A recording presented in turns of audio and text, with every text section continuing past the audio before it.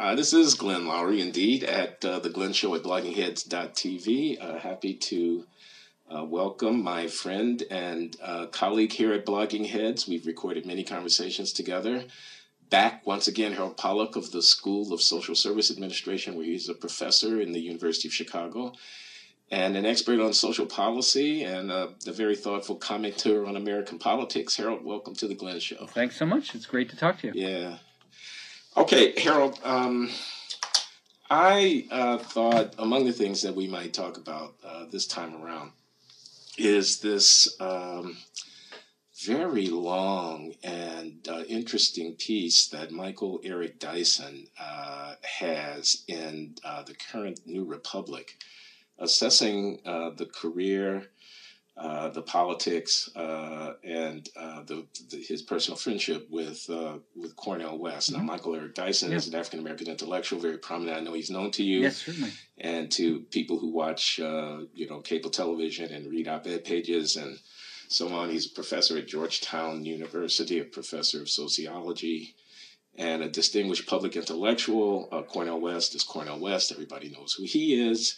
Likewise, a leading intellectual, I think, at the Union Theological Seminary, now formerly Princeton, and then Harvard, philosopher and theologian and popular writer and figure. Yep, absolutely. And I raised this in part because it seems to me that piece, which is quite critical of Cornel West, and it chronicles West's disputes with President Obama, his judgment of the president as being a big disappointment to African Americans and progressives, since that Obama is a sellout, and Cornel West's very sharp condemnation of some figures like Dyson himself, Melissa Harris Perry, another African American public intellectual who holds forth on MSNBC from time to time, Al Sharpton, the figure, the notorious figure, the legendary figure of civil rights leadership and advocacy and activism, who also holds forth regularly on MSNBC and who's a strong supporter of the president.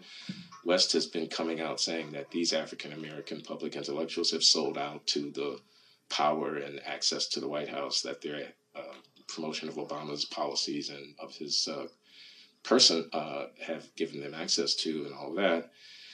And I'm just wondering how this dispute looks from your perch over there in Chicago and from your long involvement in thinking and writing about race and equal opportunity type issues in American policy. Well, there's so much to admire and there's so much to not to admire in that Dyson takedown piece. I should say that I'm sort of an Obaman. I was in the Obama campaign in various ways, and I'm an incremental liberal reformer, less radical, although I don't think any less activist than someone like Cornel West. And no less activist than Cornel West, are you? Well, I mean, he's activist in a different way. I mean, when I look at one of the things that strikes me about Cornel West when he complains about the president is that he almost never talks about health reform. And, I was involved. That was quite a knife fight.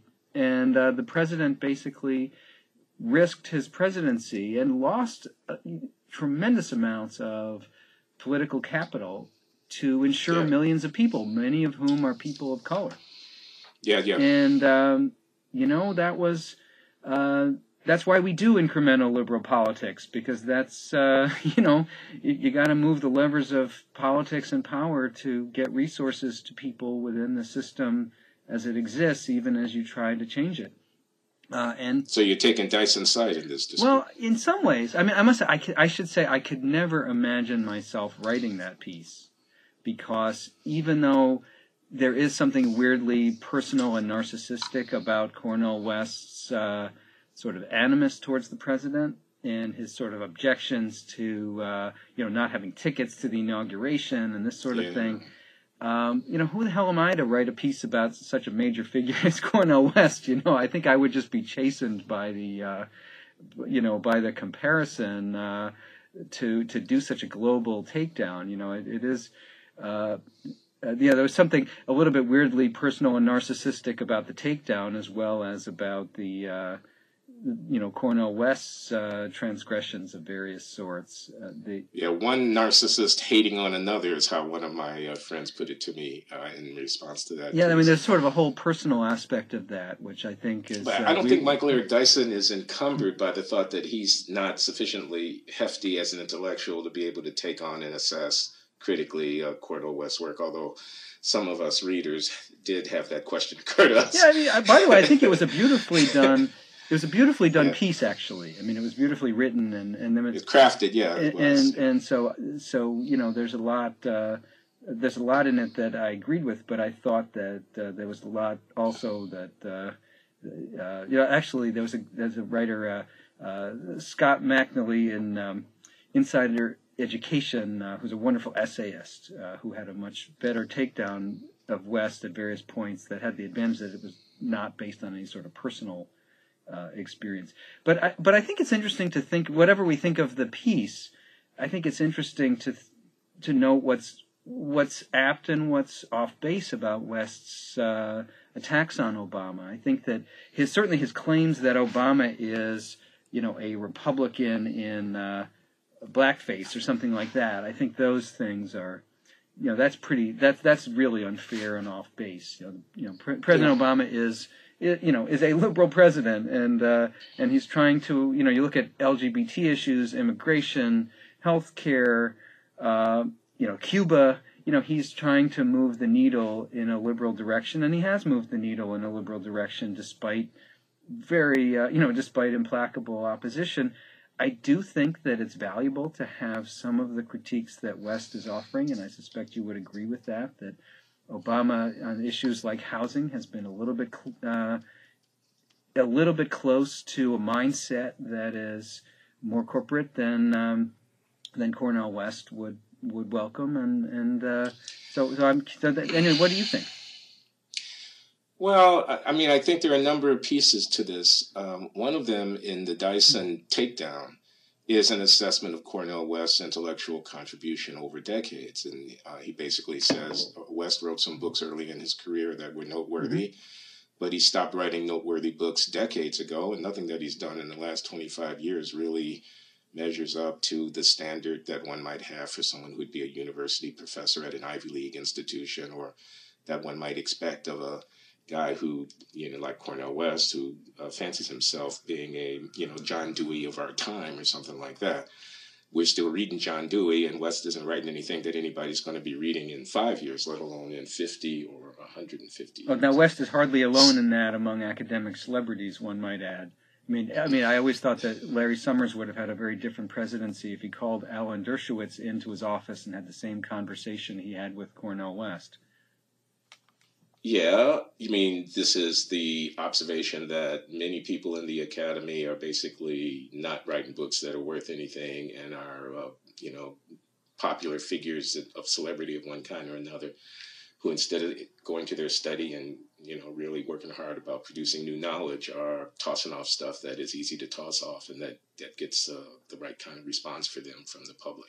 Yeah, I think there's something to that, and although again, I think as I said, I'm very conscious. When I write my first great book, then I'm ready to criticize people who haven't written their second or third. I mean, it's let me not be a man who says I've written great books and therefore can criticize. Let me just go ahead and criticize. Fair enough. Yeah. I mean, I'll tell you a story. You're a graduate of Princeton University, so you know Makash 50. You know the room. I do know the room. Yes. Exactly. So it's this big, beautiful ornate lecture hall that, seats 300 people or something like that, where, if you're teaching an introductory philosophy course to 200 undergraduates, you'd lecture there.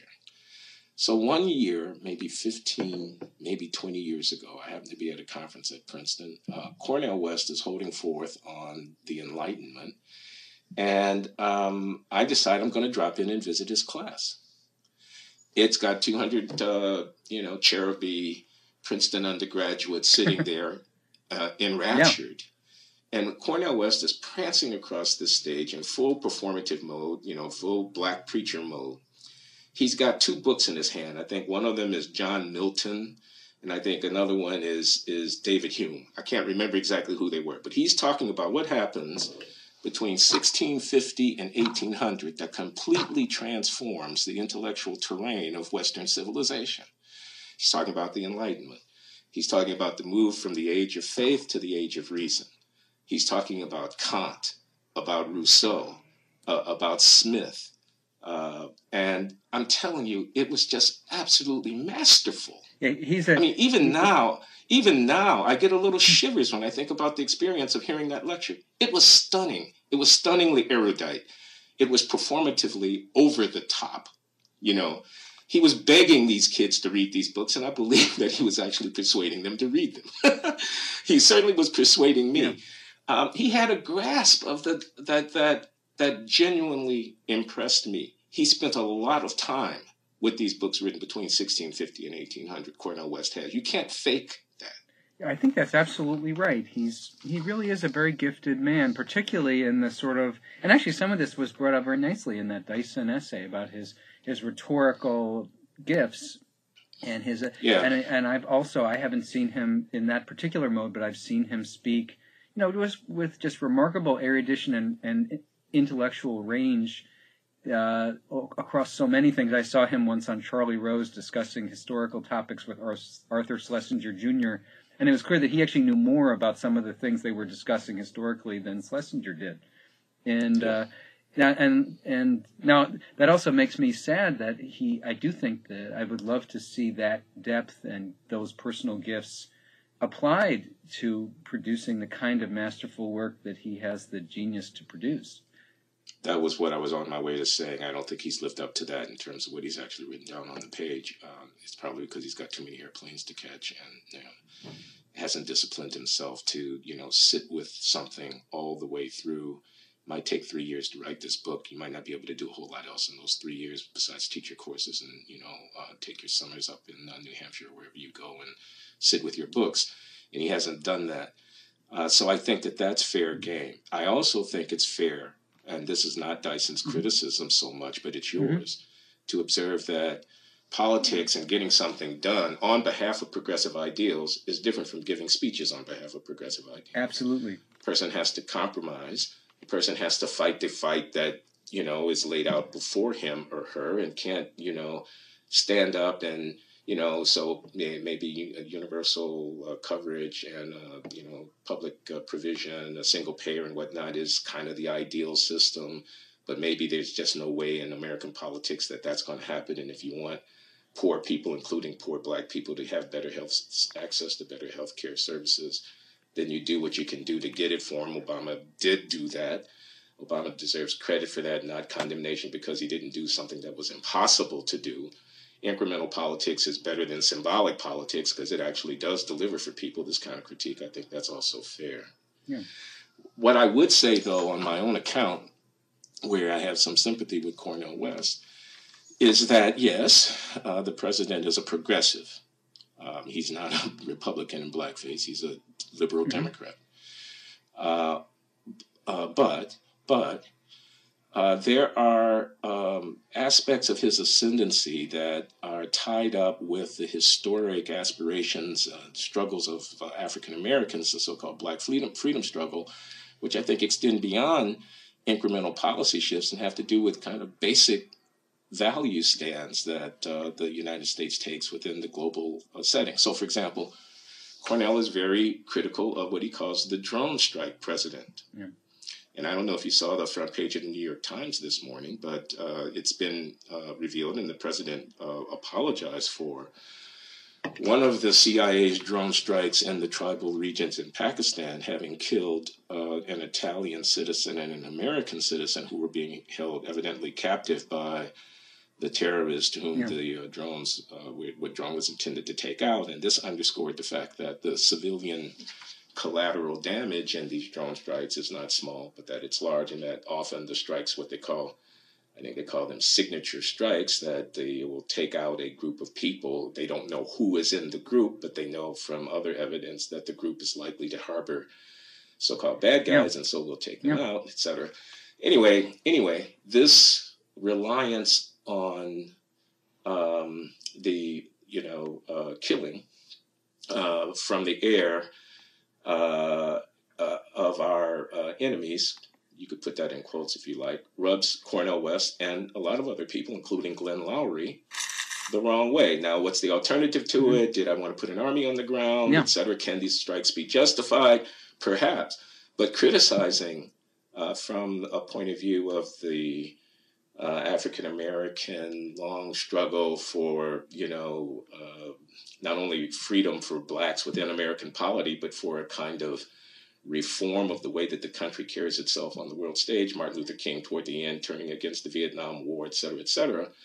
It's fair to say, if you're standing on the back of or the shoulders of Martin Luther King Jr. and you're now the chief executive officer and the chief military officer of the United States of America, we ought to be able to see somewhere in your conduct of your affairs a reflection of the ideals, the humanistic ideals that we associate with this movement toward freedom. And instead, what we're seeing is, this is Cornel West now, the opposite.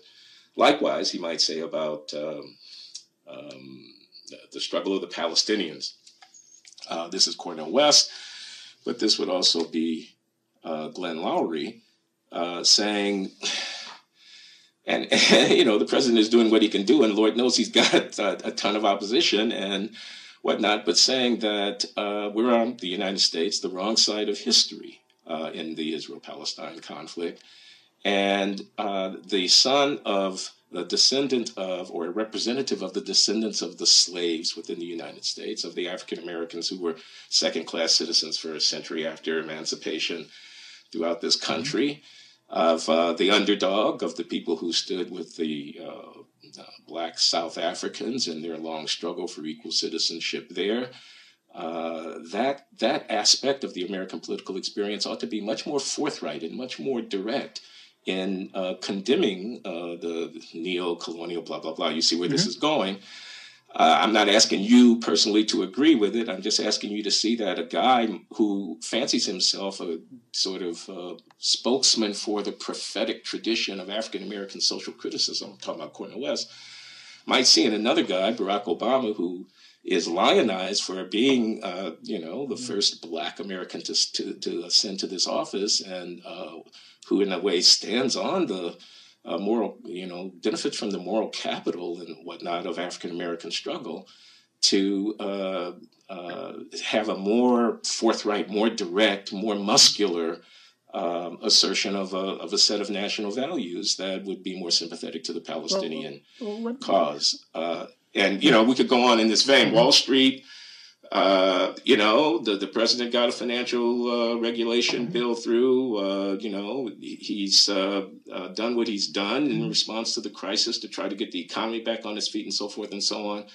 But if Cornel West says that this is a banker-friendly president, and that those aren't the values that I think the long struggle of African Americans ought to be aligned with, well, you have the practical politics of the Democratic Party, and then you have the moral imperatives of the Black freedom struggle. And Obama may be disappointing some along that dimension. So anyway, I've talked long enough. You see what I'm saying? Let me make a couple of comments about that. First of all, it would certainly be news to Bibi Netanyahu that President Obama is too accommodating. Right. By the way, I should say that the progressive American Jewish community agrees far more with President Obama about many of these issues than they do with Prime Minister Netanyahu, which is one of the ironies of this. It is the Christian Zionists who are really, in many ways, the most pugnacious about some of the policies that are most damaging to human rights among Palestinians. And also, the Iran movement, and certainly many bankers are not huge fans of President Obama. But there's a clear difference, and there's a difference in role. That President Obama is a practitioner of coalition politics and incremental politics, and he's also just by nature, he's a reasonably conservative guy. He ran saying there are no blue states, there are no red states, etc. I kind of feel like there actually kind of are, and we're I see my role as really trying to defeat the conservative wing of the Republican Party, and I regret that it's taken President Obama a while to sense the true implacability of his opposition. There's, by the way, one thing that. So I think there's always going to be that tension, and I think it's appropriate for people who are moved by the African American freedom struggle to push our politics to reflect those values. And there are going to be many times when our politics are going to disappoint people, in the same fashion. By the way, there's one thing I also wanted to mention about that Dyson piece that I really objected to, and I don't know what your thought was. There was one point where he started going through, is Cornel West basically, is he pound for pound the greatest black intellectual? And, I find that so self-limiting and insulting. I mean, it's sort of like, maybe we could have a Blogging Heads, who's going to win in the takedown, Kenneth Arrow or Philip Roth? It's sort of, is the greatest Jewish intellectual of the 20th century or something like that. There's so many African-American thinkers who have made tremendous contributions that can't be compared to each other. I agree with you, Harold. Let's tell the listening audience what exactly we're talking about here. So Dyson opens this piece. This is early in the piece as he's setting up his critical assessment of Cornel West's career with is Cornel West the greatest intellectual black African-American? Oh, no, that would be W.E.B. Du Bois. Is he the most powerful? Oh, no, that would be Henry Louis Gates Jr., although, and we might want to talk about this, recent news may knock Skip Gates off of that perch a bit. You saw this thing about the Sony hack and Ben Affleck? I know that it exists. Anyway, let me just say for the purpose of Blogging Heads, but the Blogging Heads, I'm not studied up to the high standards of Blogging Heads on that particular incident. Okay. So then let that go for the moment. I'm just saying he has this long list of who the greatest black intellectuals are along one or another. There's William Julius Wilson, the sociology. I mean, he's going to have this pantheon. And as I understand you're objecting to the enterprise. You're objecting to the exercise. Sit down with a pencil and piece of paper and try to list the greatest black. Well, now, why would you do that? You seem to be. Yeah, saying, it seems to me if I said, how would I situate Glenn Loury's many contributions to social science, and there would be some African American thinkers that you are in dialogue with that I would think about comparing you to or contrasting with. But, why wouldn't I say Christopher Jenks or Bob Putnam or whatever? The people that are Marty Sen, the people that are thinking about the things that you are thinking about, and so on. And it's just, why would I possibly compare you to, David Blackwell was pretty smart. He had all, Yeah. So. This is a throwback, isn't it? And I wonder if there was any counterpart to this in Jewish American history. The first Jew to be president of an Ivy League institution, the first Jew to be head of a big trading firm on Wall Street, or whatever it would be, because going back, especially before the 1960s and all of this, there was this tendency in elite African American society to lionize people for having broken barriers or having achieved heights, and that lends itself naturally to this kind of intra-group comparison. I mean, it's as if we can't play in the major league. They won't let us.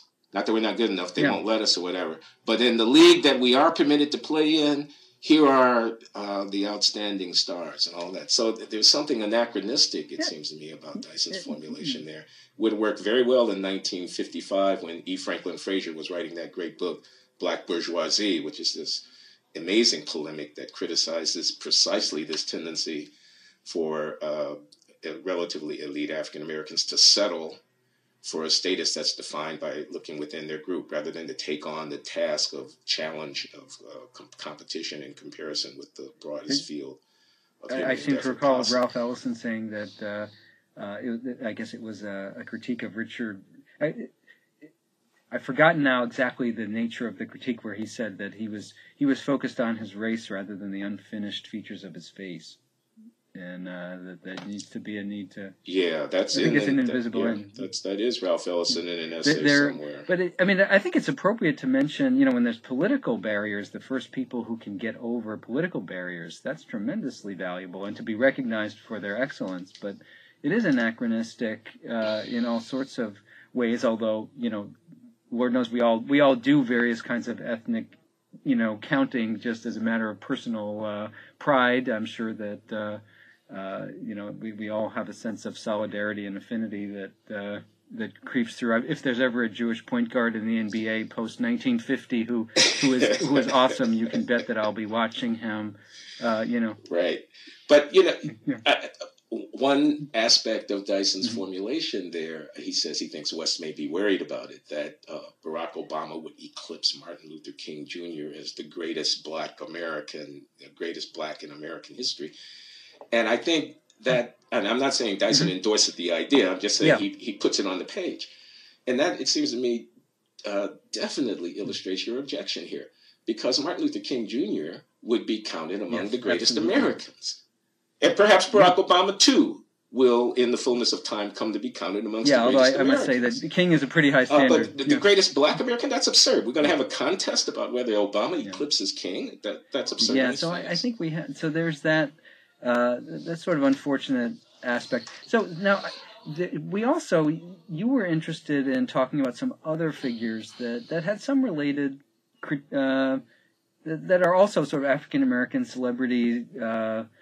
political activists and thinkers, and that you also wanted to talk about some. And I don't know, maybe it's time to shift in the conversation a little bit. Are you talking about Al Sharpton? Okay, well, let me just say this, because we wanted to talk about Selma and to take note of who showed up for the 50th anniversary celebration of the Bloody Sunday event on the Edmund Pettus Bridge in Selma, Alabama, which was most recently memorialized in that film about Selma that was much celebrated.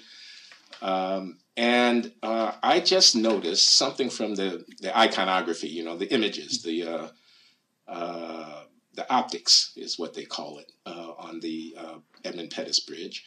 And that was President Obama was there. He gave a very energetic and robust and eloquent speech that was memorable. It's a speech that's worth attending to. The event was very widely attended and covered in the press, the 50th anniversary commemoration.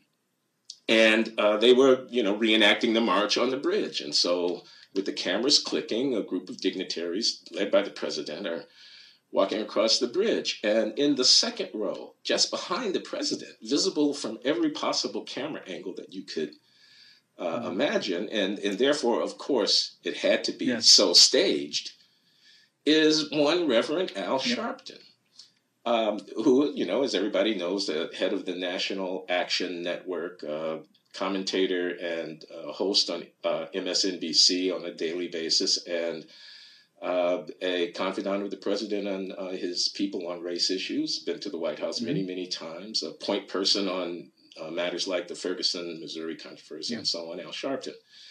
Al Sharpton, the notorious Al Sharpton, who has a history of demagoguery and race baiting, many would say, and I think with good reason, that goes back a long way, who's tried to reform himself. A man should be allowed to reform. I would be the first to say that. But here's Al Sharpton, and I see him, and, just behind the president in this iconic image of commemoration of this profound event.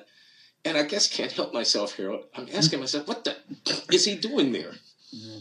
It really, he's not supposed to be there in my calculations. Somehow he hasn't earned that status to be the emblem and kind of living representative of this movement. And am I wrong? What's wrong with me? Am I just getting old and I'm not moving with the times? Just something rubbed me the wrong way about it, and I wasn't happy. Al Sharpton, I'm getting that vibe. I should say that you and I many years ago wrote a piece which actually never appeared in the New Republic, but that was quite a harsh condemnation of Reverend Sharpton, and it was quite accurate. I would certainly own his behavior.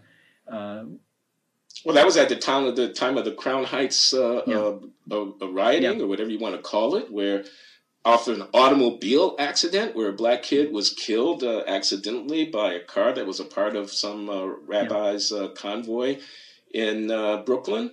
And, this guy goes over there and he gives speeches. And if you were to say there were anti-Semitism in those speeches, I would understand that. And he incites, and, it gets to be a bloody affair. And, you just have to think, this is a demagogue. I mean, I don't know how you could put it any other way. One of the things that watching his comportment in the Tawana Brawley case and in that case, which certainly all disgraceful, particularly in the Brawley case where he actually falsely accuses someone of,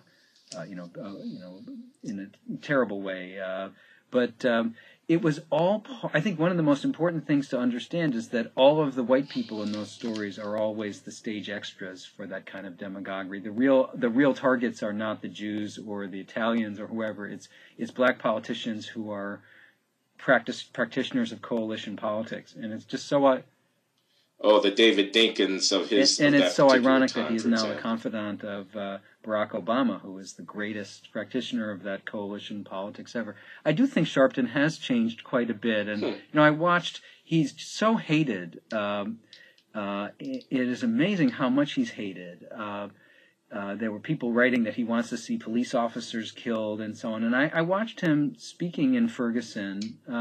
And I guarantee you that there's not a thing that he was saying. He was speaking in a church. He was giving a sermon there, and you and I would not have disagreed with anything that he was saying. And he was quite eloquent, and he certainly was a practitioner of nonviolence. And he's not the same person that he was 20 years ago. He does have, as the New York Times reported in November, he does have a very complicated financial trajectory and situation, part of which comes from his being, having.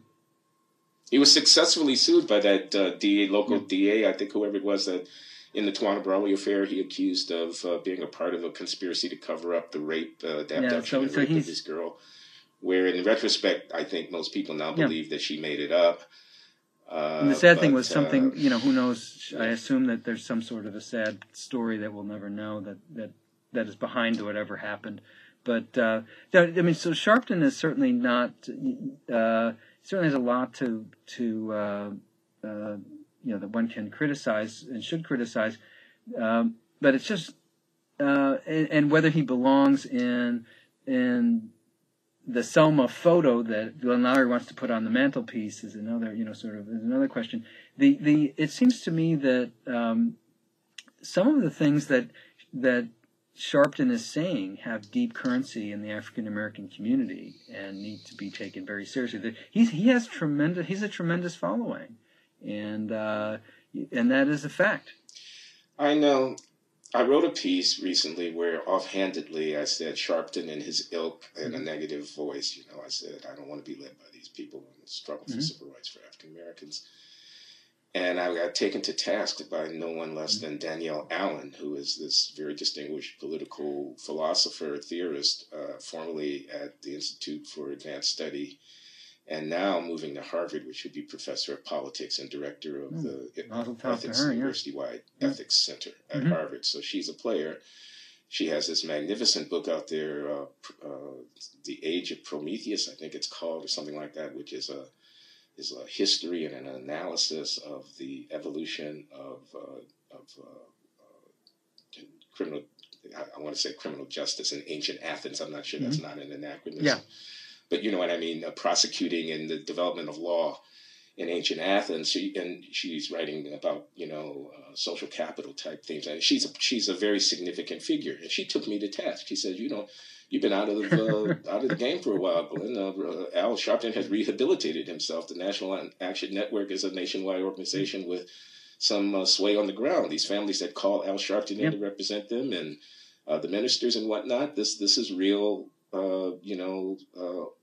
Civic activism ongoing on behalf of ideals that I had thought you would affirm. So you don't like Al Sharpton very much, you need to rethink that one, she says to me in so many words. Well, it's funny, part of it is that...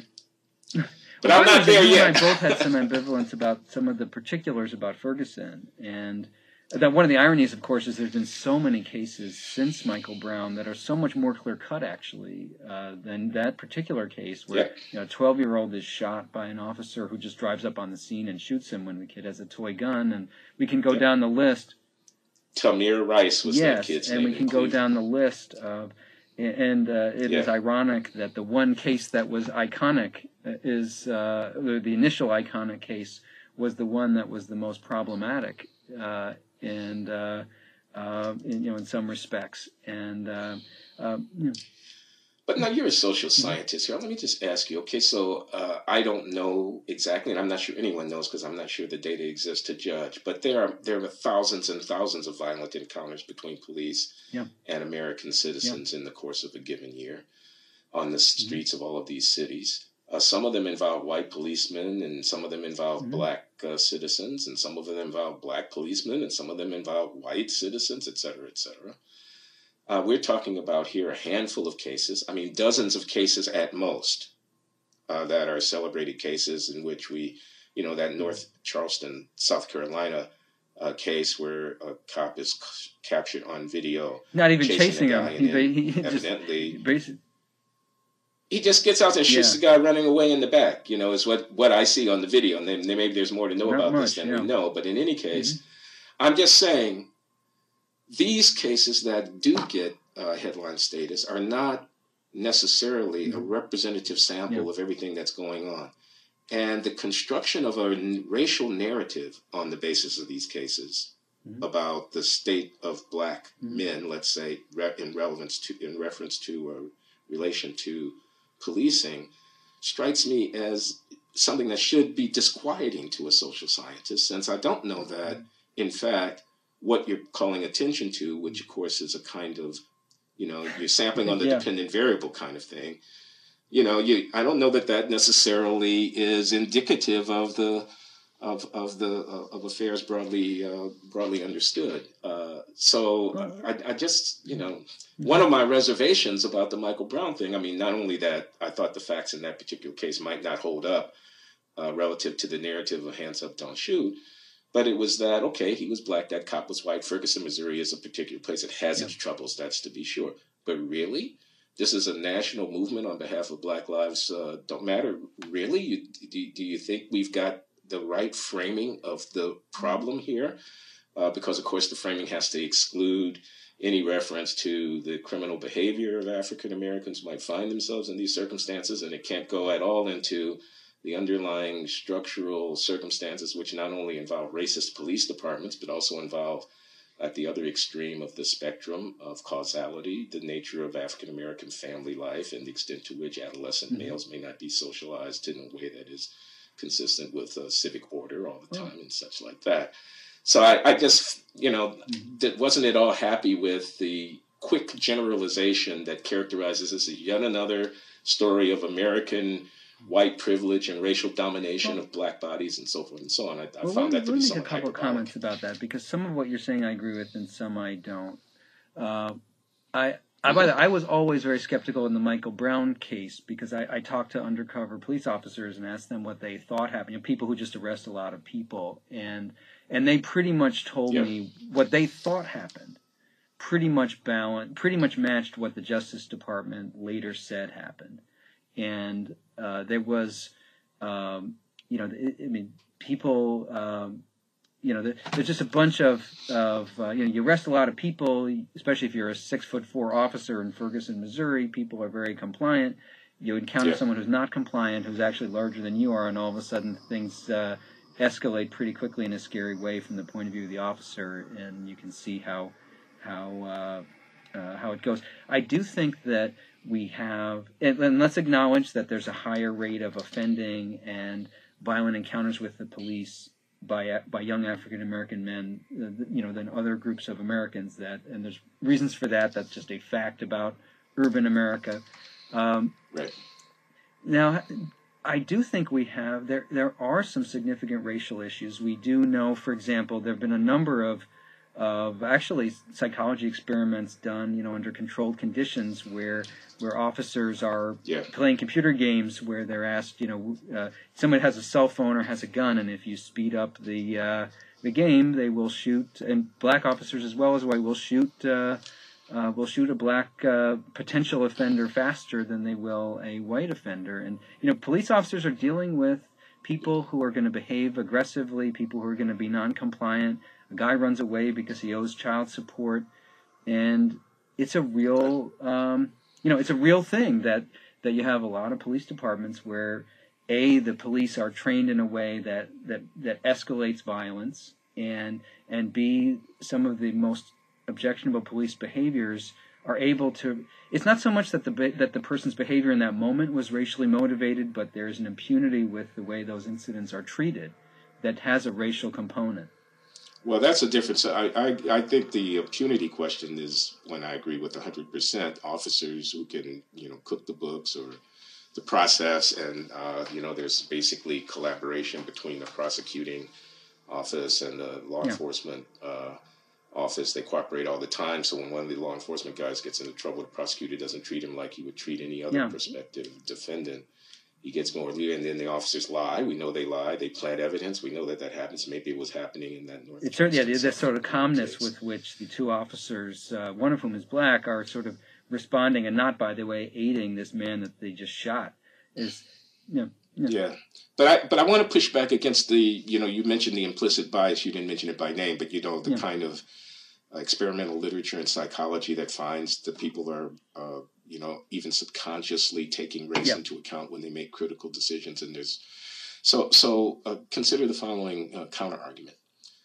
If I were to say that there's ample evidence that black men are, more aggressive, look at the homicide statistics, look at the incarceration rates, the arrest rates for various offenses, burglary, drug trafficking, blah, blah, blah. Mm-hmm. So that as a police officer, when I see a black man, the fact that I am overly suspicious of him is justified by the fact that there is evidence of this disproportion.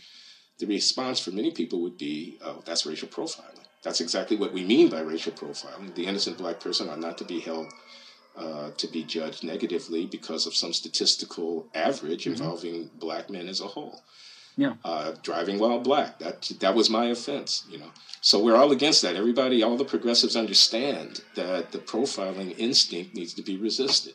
On the other hand, if I cite a psychological study that, quote, white people, close quote, under certain laboratory circumstances are likely more to mistake a black to be criminal, and then I extrapolate from that to say that white police officers are to be judged when incidents do happen in which they use force against a black, in part in light of this knowledge that we have about how race permeates and saturates the thinking of Americans, am I not engaged in the same kind of profiling exercise, the extension to individual cases of generic observations about behavior, by imputing racial motives every time a white police officer is involved in an altercation that leads to death with an unarmed black person? We have to put it in a frame that imagines the officer's motives partly to have had something to do with the race of the subject. They well may have had, but I'm saying the judgment from the outside that this is that starting our assessment of the case with that, calling attention to the race of the people who are participating in the event, all is a kind of profiling, is it not, of that police officer? Two things to react to that.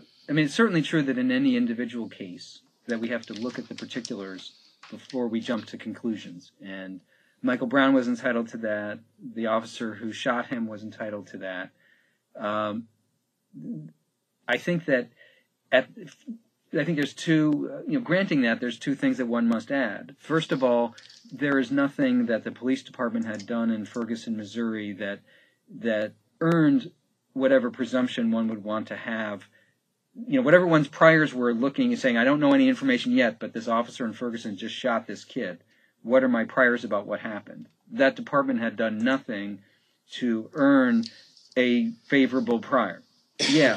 And so that's just the reality about the way they had treated the African American residents of that community in thousands of other encounters, right up to that moment, and in fact, in thousands of other encounters right after that moment. Their comportment certainly justified tremendous suspicion, and at the population level, I think it matters, and it is, I certainly understand I understand very well the human reaction of police. I sometimes ride around with police, and I've been the victim of several nasty crimes where the perpetrators were African American in my earlier, my young adulthood, and I carry with me, and you may well the same.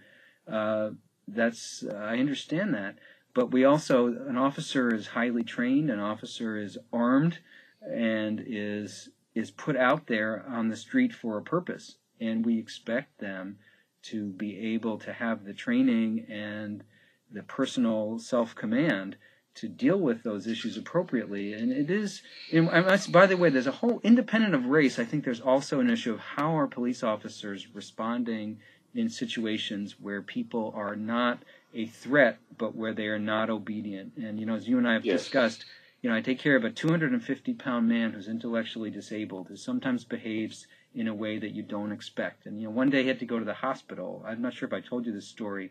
And the police officer came to help. And Vincent decided he wanted to lay down on the floor, and the officer decided, who was a young, 25-year-old suburban cop in Southland of Chicago, decided that he was going to give Vinny a hug and try to sort of nestle him onto the gurney.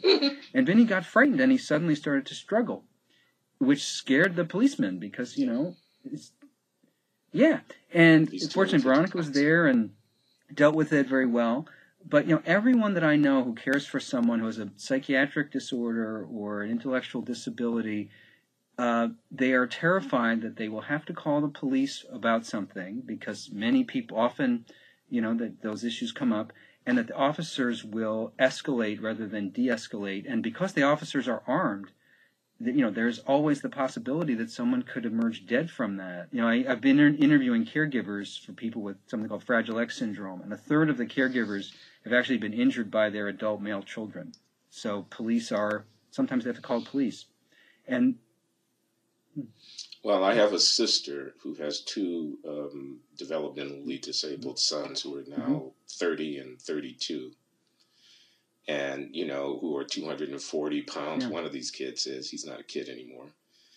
And he acts out from time to time. And my sister is 60, something years old, And it's, she's actually said to me, sometimes I wonder if we can continue. We should have another Blogging Heads about that. But the point is, when you call the police, what you want them to do is to understand how to de-escalate conflict and how to distinguish threatening behavior from other kinds of behavior. And police are very often trained that the way that they keep themselves and other people safe is by maintaining dominance over a situation. And that can really be lethal. Resistance is futile, isn't that what the and all of a used sudden, to say on Star Trek? Yeah, and you've got one method that's always going to establish dominance, and very often, this man that was running away for his child support, you have his car, he's not going. Not to mention the guy is not exactly the world's fastest runner. I'm watching the guy; he's like. Yeah, I don't think I could subdue him, but I think I could catch up to him. Not funny. And anyway, yeah. Listen, I want to say something about this thing because every time I read one of these accounts that begins, the newspaper account begins with a paragraph that says, Bob Jones, unarmed black man, was gunned down by a white police officer, and I think, why is the race of these people relevant? Okay, it may be relevant. That needs to be established. So that if, for example, in crime reporting, someone to be robbed at gunpoint or murdered or raped, and if the newspaper starts out with accused rapist, black, whatever, we would all have we would be angry about that. We would say that that's, a kind of race that fosters a kind of racist, it feeds into a kind of racist public reaction. We're now supposed to think about rapists as black men because the newspaper starts out telling me that the guy who committed this horrible crime was black. He's a horrible criminal. His race is irrelevant, a person would say. Likewise, he's a bad cop. His race is irrelevant, a person might say. There's something to that, and I feel very much for police, and it's a tough job, and it's one that they deserve. They're human beings that who deserve to be supported and not to be profiled either. And it's absolutely. I really respect a lot of the police officers that I've met, and I'm very grateful to them. They're There's an aspect. I want to just say one more thing. Pardon me. There's an aspect of this that I feel isn't entirely honest, of this movement to rectify the relations between police departments and communities of color where these kinds of incidents are happening, that I feel is not entirely honest. You mentioned earlier that people accused Al Sharpton of wanting there to be more dead cops. I don't believe that Al Sharpton has any animus toward cops that makes him want them to be dead. But I do think that what Al Sharpton and others are asking for, perhaps even Glenn Loury, implies that there will be more dead cops. Because I think what we're asking for is a change in the protocols of interaction. Some of them would not have any implication necessarily for police safety. It would be about how do you handle questions of dispute and whatnot, but some of them would. They would be about basically what's the threshold that has to be reached before you react in a way that could potentially administer deadly force to a suspect when the situation is ambiguous and you can't be sure whether or not the suspect is armed or whether or not the suspect indeed has the kind of intent that would be injurious to you or to someone else. And when you move that line, the line above which the officer is judged legitimate to react with force, and you move it higher, you create a class of situations which are ambiguous, in some of which the officer, by virtue of not having reacted as aggressively as he otherwise might have done, is exposed to greater danger. Well, and I think that's what we want. I wonder about that. I think we want cops to take more risks in ambiguous situations rather than to shoot first and ask questions later. And I think we have to acknowledge that in so doing, that may be true. And if you think of it as a sort of statistical decision theory problem, and I get a noisy signal and I set a threshold, and I'm thinking about how I only way I know how to think. How to balance off type 1 and type 2 errors, trying to remember which one is type 1 and which one is type 2. That's it. You're right that there would be some. You're increasing your risk of one type of error if you move the threshold. But many of the situations that we're talking about, I'm not sure that that's really the right model. First of all, there are many ways to reduce risk, and responding with violence is only one way that you can protect yourself. And you can retreat. There's lots of options that they have that can be included in their standard operating procedures. And I think that if police were trained and supported in different types of responses to unusual behaviors, that might even make them more safe. And I certainly think that it will make them more safe in the sense that if there are fewer incidents where unarmed black men are killed by police under questionable circumstances, that will increase police legitimacy, which will make them safer, in a broader way. So I'm not sure that what you're saying is quite accurate. When I look at the particular incidents where someone ended up dead, it's not clear to me that it's really that the model that you posit is exactly pertinent to those types of situations. I think that there's a lot of room for improved training of police in dealing. I'm involved in one effort looking at how to work with people with mental illnesses, where you can do a lot. Most of the time when these incidents occur, the police have made some sort of a misjudgment, or have been unlucky about something that was 2 minutes before whatever the incident was. Something happened that led this person to be in your face behaving erratically. And you might have done something different 5 minutes before so that was less likely. And I think there's a lot of opportunity to improve officer safety without expecting them to take on greater risk. Can we jump back to Selma, because I know that our time is a little short. Yeah, let's do. I'm enjoying this conversation with you greatly. One thing I do think that it's worth noting: if Al Sharpton was in Selma and a little bit too central to the frame than you or I would have totally liked, the absence of key Republican leaders was by far the most palpable thing about that event. And where was John Boehner? Where was Mitch McConnell? Where were the leading candidates? Both Presidents Bush were there, which I think speaks well of them. And the thing that made me particularly sad was that the Republican Party genuinely has a lot to be proud of in its role in the civil rights revolution of the 1960s. And not just the Republicans who eventually became Democrats, sort of the Nelson Rockefeller and Jacob Javits types, but also outside the South, a whole range of Republicans, including people that were quite conservative, who really campaigned for black votes and who were genuinely moved by the civil rights struggle, and their voice seemed awfully silent at that.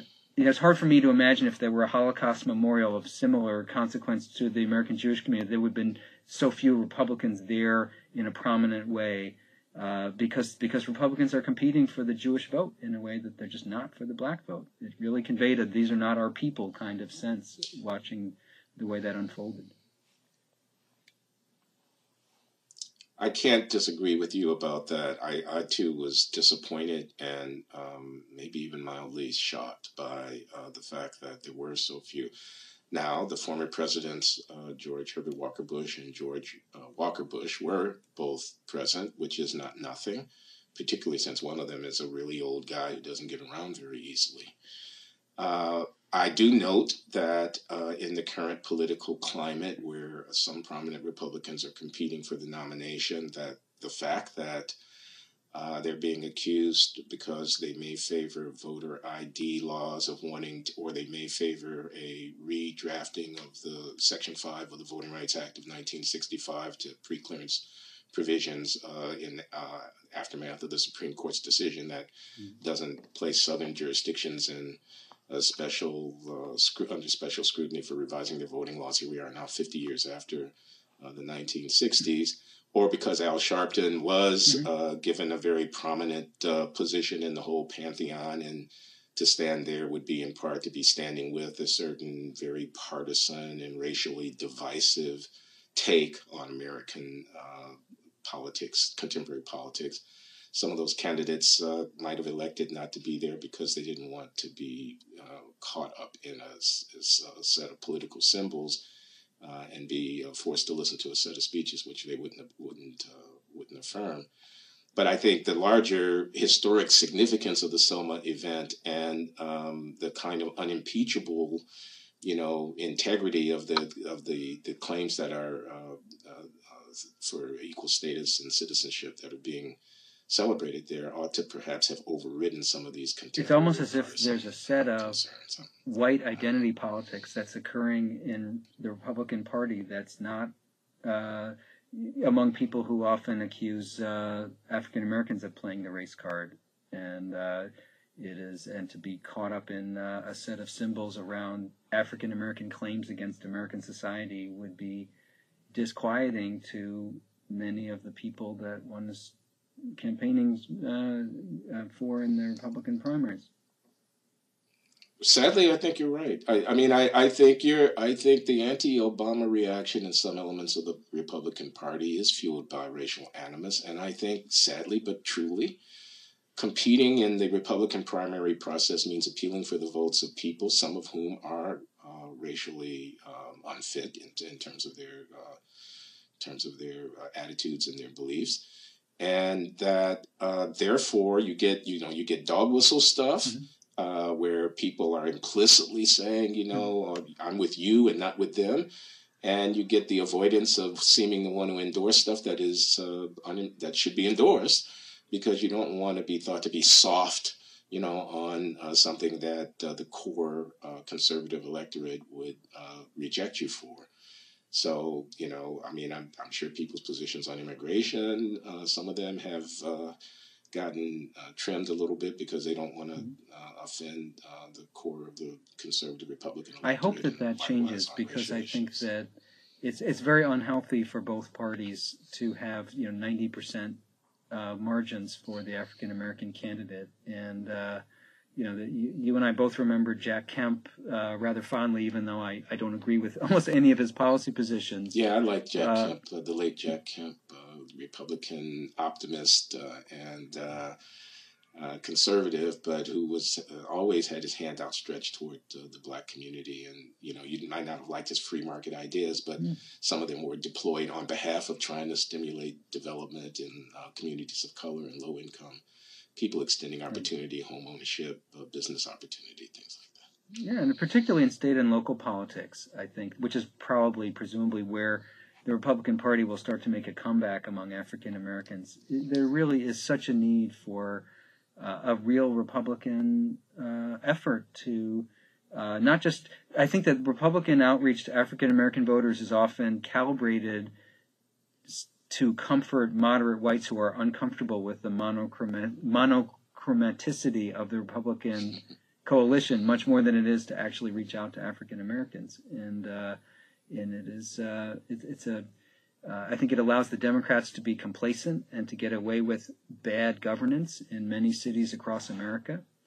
And it's certainly disgraceful from the Republican perspective that, I mean, the dog whistle implies that it's hard to hear. Sometimes you can't miss it. Yeah, I mean, drug testing welfare recipients, for example, and any number of other examples where where it's just open, fairly open politics, and I do think it's really tragic the way that the Medicaid expansion is playing out, where the majority of the adults who are going to be shut out of the Medicaid expansion in the United States are going to be people of color in the southeastern United States. Yeah. And there's just no nice way to talk about that. I think, though, for those jurisdictions, those states which have not embraced Medicaid expansion, I think it's unfair to say that the motivation is because the beneficiaries are black. I thought the primary motivation was because the president was black.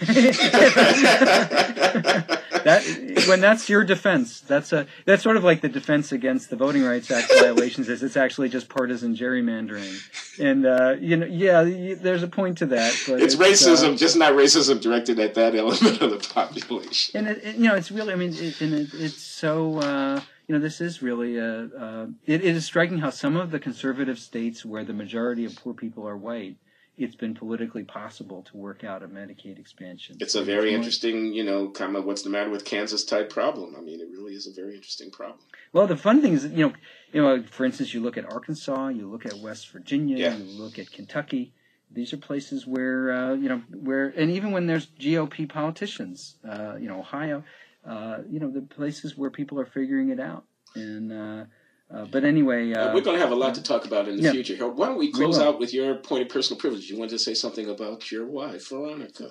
I did. I want to congratulate my wife, Veronica. I mentioned that she takes care of her brother.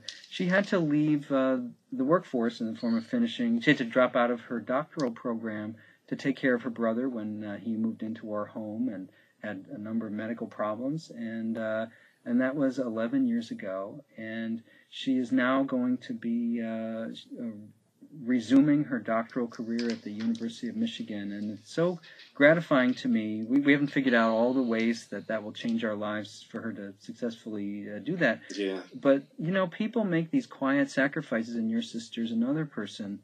They give up so much to take care of the people around them, particularly women. Yeah.